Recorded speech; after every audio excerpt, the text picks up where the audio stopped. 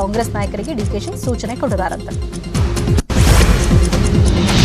ಲೋಕಸಭೆಯಲ್ಲಿ ಹಿಜಾಬ್ ಧರಿಸುವ ವಿಚಾರ ಪ್ರಸ್ತಾಪವಾಗಿದೆ. ಡಿಎಂಕೆ ಸಂಸದ ಸೆಂಥಿಲ್ ಕುಮಾರ್ ವಿಷಯ ಪ್ರಸ್ತಾಪಿಸಿದ್ದು, ಶಾಲೆಗಳಲ್ಲಿ ಹಿಜಾಬ್ ಧರಿಸುವ ವಿದ್ಯಾರ್ಥಿಗಳನ್ನ ಸೇರಿಸ್ತಾ ಇಲ್ಲ ಯಾಕೆ? ಕರ್ನಾಟಕದಲ್ಲಿ ಹಿಜಾಬ್ ಬಗ್ಗೆ ಹೊಸ ನಿಯಮ ಮಾಡಲಾಗ್ತಾ ಇದೆ. ಈ ಬಗ್ಗೆ ಕೇಂದ್ರ ಸರ್ಕಾರ ಸೂಕ್ತ ಕ್ರಮ ಕೈಗೊಳ್ಳಬೇಕು ಅಂತ ಡಿಎಂಕೆ ಸಂಸದ ಸೆಂಥಿಲ್ ಕುಮಾರ್ ಆಗ್ರಹಿಸಿದ್ದಾರೆ. ಮಾರ್ಚ್ನಲ್ಲಿ ಸಚಿವ ಸಂಪುಟ ವಿಸ್ತರಣೆ ಬಹುತೇಕ ಫಿಕ್ಸ್ ಎನ್ನಲಾಗಿದೆ. ಸಚಿವ ಸ್ಥಾನದ ಆಕಾಂಕ್ಷಿಗಳು ಸದ್ದಿಲ್ಲದೆ ದೆಹಲಿ ಹಾಗೂ ಬೆಂಗಳೂರಿನಲ್ಲಿ ಲಾಬಿ ನಡೆಸ್ತಾ ಇದ್ದಾರೆ. ಸೋಮವಾರ ಸಿಎಂ ಬೊಮ್ಮಾಯಿ ದೆಹಲಿಗೆ ಹೋಗ್ತಾ ಇದ್ದಾರೆ. ಹೀಗಾಗಿ ಸಚಿವಗಿರಿಗೆ ಸಿಎಂ ಮೇಲೆ ಭಾರೀ ಒತ್ತಡ ಹೇರ್ತಾ ಇದ್ದಾರೆ. ಆಕಾಂಕ್ಷಿಗಳು ಕೂಡ ಸೋಮವಾರವೇ ದೆಹಲಿಗೆ ದೌಡಾಯಿಸಲಿದ್ದಾರೆ. ಎಂಪಿ ರೇಣುಕಾಚಾರ್ಯ ಯತ್ನಾಳ್ ಭಾರೀ ಸರ್ಕಸ್ ಮಾಡ್ತಿದ್ದಾರೆ. ದೆಹಲಿಗೆ ಮೊದಲ ಬಾರಿಗೆ ಒಟ್ಟಿಗೆ ಹೋಗಿ ಹೈಕಮಾಂಡ್ ನಾಯಕರನ್ನ ಭೇಟಿಯಾಗಿ ಸಚಿವಗಿರಿಗೆ ಒತ್ತಾಯಿಸಲು ಪ್ಲಾನ್ ನಡೆಸಿದ್ದಾರೆ. ಮಾಜಿ ಸಚಿವ ರಮೇಶ್ ಜಾರಕಿಹೊಳಿಗೆ ಸಿಡಿ ಕೇಸ್ನಲ್ಲಿ ಕ್ಲೀನ್ ಚಿಟ್ ಸಿಕ್ಕಿದೆ. ಎಸ್ಐಟಿಯಿಂದ 1ನೇ ಎಸಿಎಂಎಂ ಕೋರ್ಟ್ಗೆ ತನಿಖಾ ವರದಿ ಸಲ್ಲಿಕೆಯಾಗಿದ್ದು, ಸಾಕ್ಷ್ಯಾಧಾರ ಕೊರತೆ ಹಿನ್ನೆಲೆಯಲ್ಲಿ ಬಿ ರಿಪೋರ್ಟ್ ಸಲ್ಲಿಕೆ ಮಾಡಲಾಗಿದೆ. ಐಜಿಪಿ ಸೋಮೇಂದು ಮುಖರ್ಜಿ ನೇತೃತ್ವದ ಎಸ್ಐಟಿ ಟೀಮ್ನಿಂದ ತನಿಖೆ ನಡೆದಿತ್ತು. ಇಂದು 1ನೇ ಎಸಿಎಂಎಂ ಕೋರ್ಟ್ಗೆ ತನಿಖಾಧಿಕಾರಿ ಎಸಿಪಿ ಕವಿತಾ ಬಿ ರಿಪೋರ್ಟ್ ಸಲ್ಲಿಸಿದ್ದಾರೆ. ಯುವತಿ ಕೊಟ್ಟಿದ್ದ ದೂರಿನಲ್ಲಿ ಸತ್ಯಾಂಶ ಇಲ್ಲ, ಯುವತಿಯ ಆರೋಪಗಳಿಗೆ ಸಾಕ್ಷ್ಯಾಧಾರ ಇಲ್ಲ ಎಂದು ರಿಪೋರ್ಟ್ ಸಲ್ಲಿಕೆಯಾಗಿದೆ. ಕ್ಲೀನ್ ಚಿಟ್ ಸಿಗುತ್ತಲೇ ರಮೇಶ್ ಜಾರಕಿಹೊಳಿ ಮತ್ತೆ ಆಕ್ಟಿವ್ ಆಗಿದ್ದಾರೆ. ಆರೋಪ ಮುಕ್ತ ಆಗೋದನ್ನೇ ಕಾಯ್ತಾ ಇದ್ದ ರಮೇಶ್ ಜಾರಕಿಹೊಳಿ ಈಗ ಸಚಿವ ಸ್ಥಾನಕ್ಕೆ ಮತ್ತಷ್ಟು ಲಾಬಿ ಜೋರು ಮಾಡಿದ್ದಾರೆ. ಮತ್ತೆ ಸಿಎಂ ಹಾಗೂ ಹೈಕಮಾಂಡ್ ಮೇಲೆ ಒತ್ತಡ ಹೇರೋ ಸಾಧ್ಯತೆ ಇದ್ದು, ಸೋಮವಾರ ದೆಹಲಿಗೆ ಹೋಗ್ತಾ ಇದ್ದಾರೆ ರಮೇಶ್.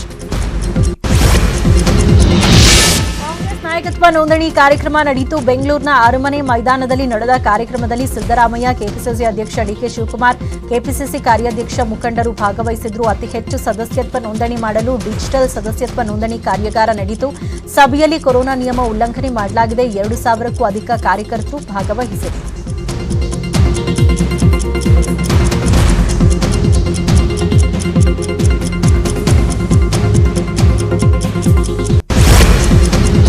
ಪ್ರವಾಸೋದ್ಯಮ, ಪರಿಸರ ಮತ್ತು ಜೀವಶಾಸ್ತ್ರ ಖಾತೆ ಸಚಿವರಾಗಿರುವ ಆನಂದ್ ಸಿಂಗ್ ಸಚಿವರಾಗಿ 2 ವರ್ಷ ಪೂರೈಸಿದ್ದಾರೆ. ಈ ಹಿನ್ನೆಲೆಯಲ್ಲಿ ತಮ್ಮ ಇಲಾಖೆಯ ಸಾಧನೆ ಕಿರುಹೊತ್ತಿಗೆ ಬಿಡುಗಡೆಗೊಳಿಸಿದ್ದಾರೆ. ಸಾಧನೆಯ ಹೆಜ್ಜೆ ಎಂಬ ಕಿರುಹೊತ್ತಿಗೆಯನ್ನ ಮುಖ್ಯಮಂತ್ರಿ ಬಸವರಾಜ ಬೊಮ್ಮಾಯಿ ಗೃಹ ಕಚೇರಿ ಕೃಷ್ಣಾದಲ್ಲಿ ಬಿಡುಗಡೆ ಮಾಡಿದ್ರು ಆನಂದ್ ಸಿಂಗ್. ಸಚಿವರ ತವರಲ್ಲೇ ಅಕ್ರಮ ಮರಳು ಗಣಿಗಾರಿಕೆ ನಡೀತಾ ಇದೆ. ಇವತ್ತು ಸಚಿವ ನಾರಾಯಣಗೌಡ ಮಂಡ್ಯ ಜಿಲ್ಲೆಯ ಕೆಆರ್ಪೇಟೆಗೆ ಭೇಟಿ ನೀಡಿದ್ದು, ಮಂಡ್ಯ ಜಿಲ್ಲಾ ಪಂಚಾಯತ್ನ ಸಾಮಾನ್ಯ ಸಭೆಯಲ್ಲಿ ಕೆಆರ್ಪೇಟೆ ತಾಲೂಕು ಗಣಿ ಅಧಿಕಾರಿಗಳಿಗೆ ಸಚಿವ ನಾರಾಯಣಗೌಡ ತರಾಟೆ ತಗೊಂಡ್ರು.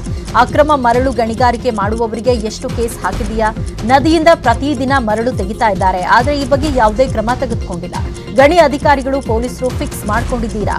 ನೀನೆಷ್ಟು ಕೇಸ್ ಹಾಕಿದೀಯಾ ಎಂದು ಅಧಿಕಾರಿಗೆ ಹಿಗ್ಗಾಮುಗ್ಗಾ ಜಾಡಿಸಿದ್ದಾರೆ.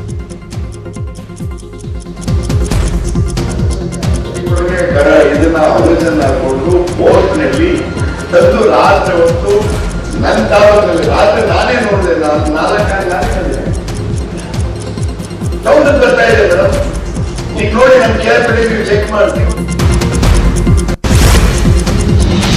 ಬೀದರ್ ಜಿಲ್ಲೆಯ ನೂತನ ವಿಧಾನ ಪರಿಷತ್ಗೆ ಭೀಮಾರಾವ್ ಪಾಟೀಲ್ ಆಯ್ಕೆಯಾಗಿದ್ದಾರೆ. ನೂತನವಾಗಿ ವಿಧಾನ ಪರಿಷತ್ಗೆ ಭೀಮಾರಾವ್ ಪಾಟೀಲ್ ಆಯ್ಕೆಯಾಗಿದ್ದು, ವಿಧಾನ ಪರಿಷತ್ ಸಭಾಪತಿ ಬಸವರಾಜ ಹೊರಟ್ಟಿ ಪ್ರಮಾಣ ವಚನ ಬೋಧನೆ ಮಾಡಿದರು.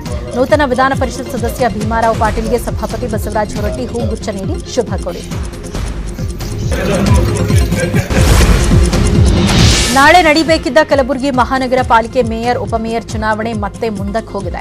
ಮೀಸಲಾತಿ ಬದಲಾವಣೆ ಪ್ರಶ್ನಿಸಿ ಕಾಂಗ್ರೆಸ್ ಸಲ್ಲಿಸಿದ್ದ ರಿಟ್ಗೆ ಜಯ ಸಿಕ್ಕಿದ್ದು, ನವೆಂಬರ್ನಲ್ಲಿ ಹೊರಡಿಸಲಾಗಿದ್ದ ಹಳೆಯ ಮೀಸಲಾತಿಯನ್ನು ಪರಿಗಣಿಸಲು ಹೈಕೋರ್ಟ್ ಆದೇಶಿಸಿದೆ. 1 ತಿಂಗಳೊಳಗೆ ಹಳೆಯ ಮೀಸಲಾತಿಗೆ ಅನುಗುಣವಾಗಿ ಚುನಾವಣೆ ನಡೆಸಲು ನ್ಯಾಯಾಲಯ ಸೂಚನೆ ನೀಡಿದೆ. ಹಾಗಾಗಿ ನಾಳೆ ನಿಗದಿಯಾಗಿದ್ದ ಚುನಾವಣೆ ಮುಂದೂಡಿಕೆಯಾಗಿದೆ.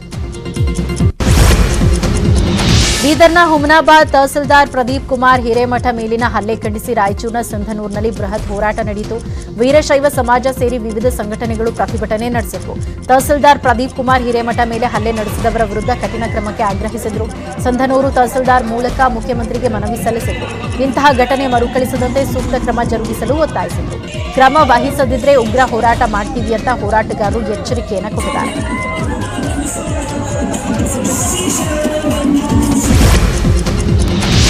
ಮಗನೊಂದಿಗೆ ಕಾಲುವೆಗೆ ಹಾರಿ ತಾಯಿ ಆತ್ಮಹತ್ಯೆಗೆ ಯತ್ನಿಸಿರುವ ಘಟನೆ ಯಾದಗಿರಿ ಜಿಲ್ಲೆಯ ಸುರಪುರ ತಾಲೂಕಿನ ಮಲ್ಲ ಗ್ರಾಮದ ಹೊರಭಾಗದ ನಾರಾಯಣಪುರ ಎಡದಂಡೆ ಕಾಲುವೆಯಲ್ಲಿ ನಡೆದಿದೆ.